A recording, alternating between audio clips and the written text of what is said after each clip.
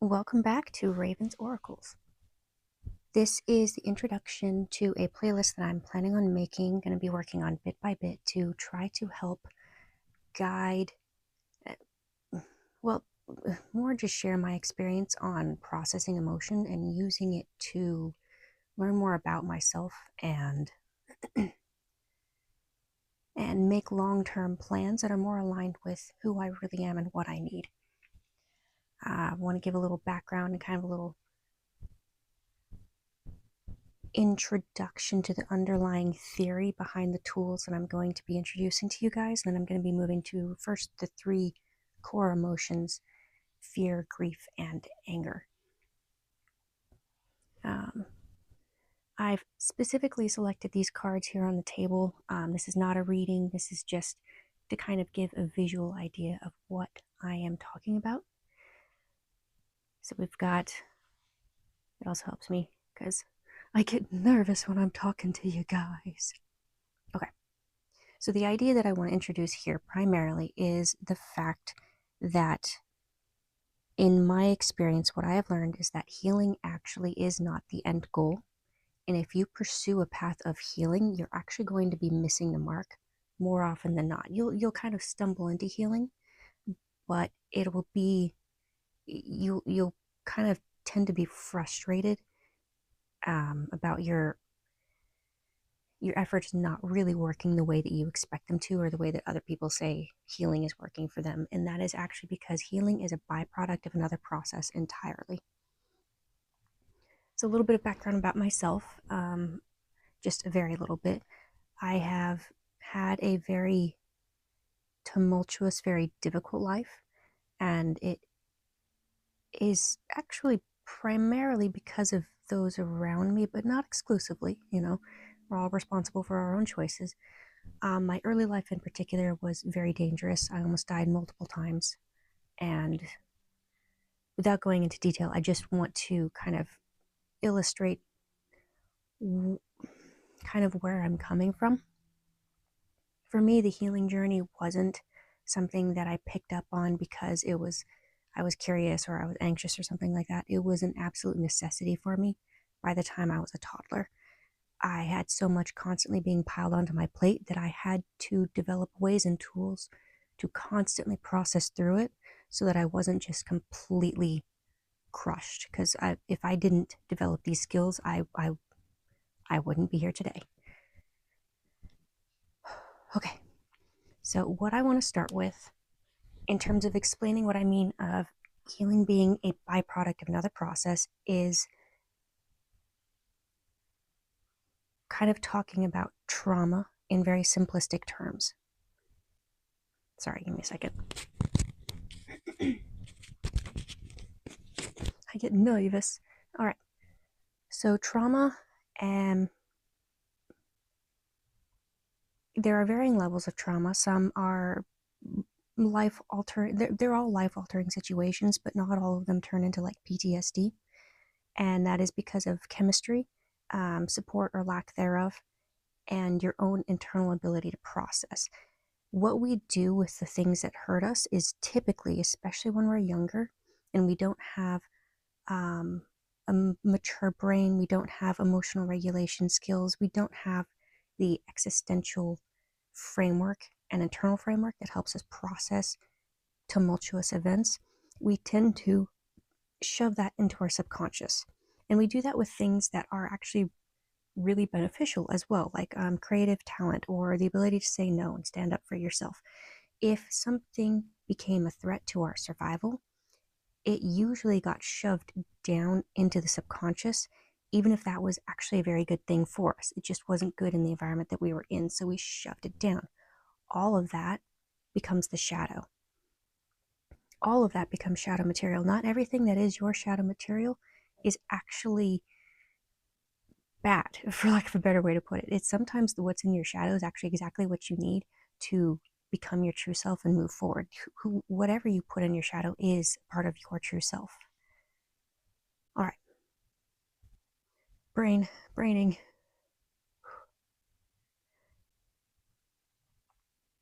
Now, what is in the subconscious usually makes most of our decisions in life, about 90, give or take, depending on who you are and the tools that you've had to date, about 90% of who you are is actually buried in your subconscious, and it makes most of the decisions for you. We all have backseat drivers, and it is whatever we put in our subconscious because we can't see it.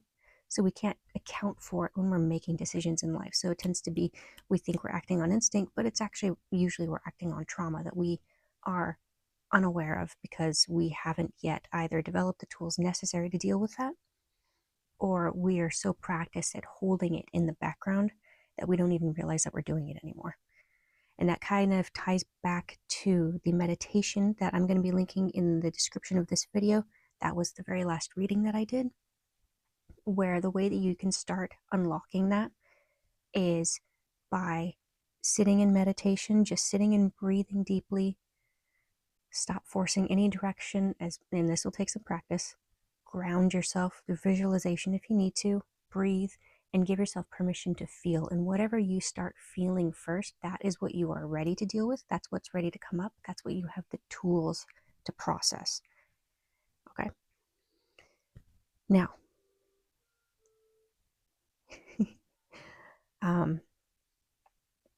the process of what we associate with the idea of healing is actually a byproduct of making the subconscious conscious.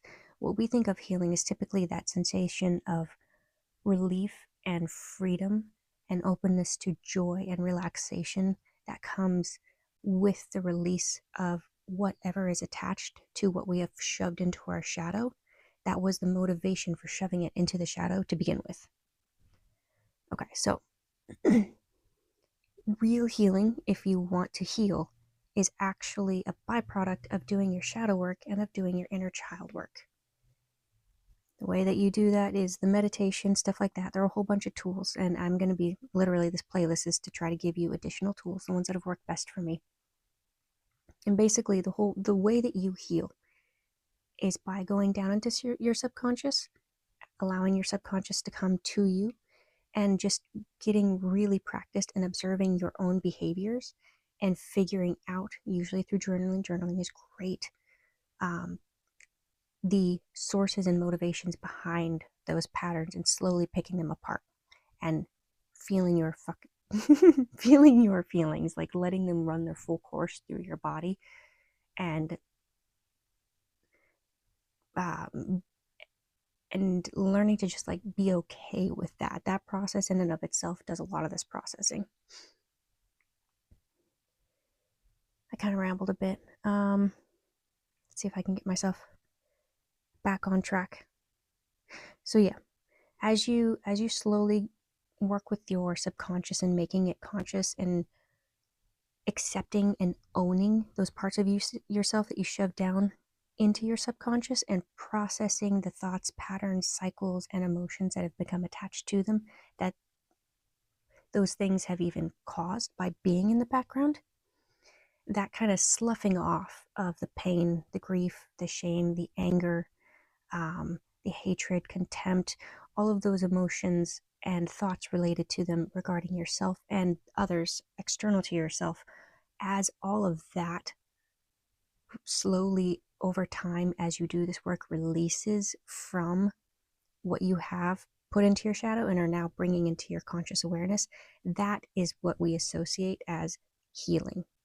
But it is a result. That is the reward for doing all of the painful, frightening, scary work. That is also the same process by which we actually get to authentic forgiveness, but that'll be another section, okay? Okay, so I think I've got my basic thoughts on the process there.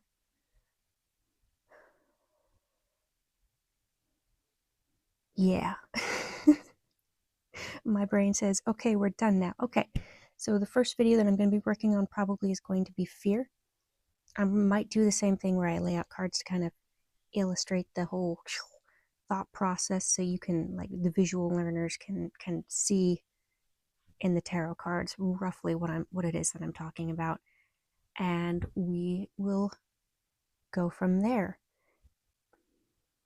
know that if you do this work, it is work that you can do by yourself, but it is very helpful to have external support, specifically, ideally, therapeutic support, which you can get on state insurance.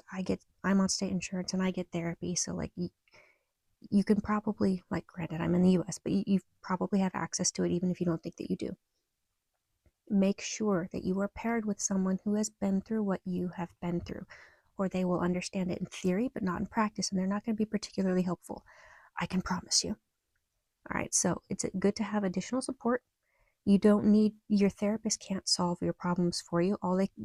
What I have found the best use for therapy actually is while you are, like, I personally recommend once a week or once every 2 week sessions, and no more than that.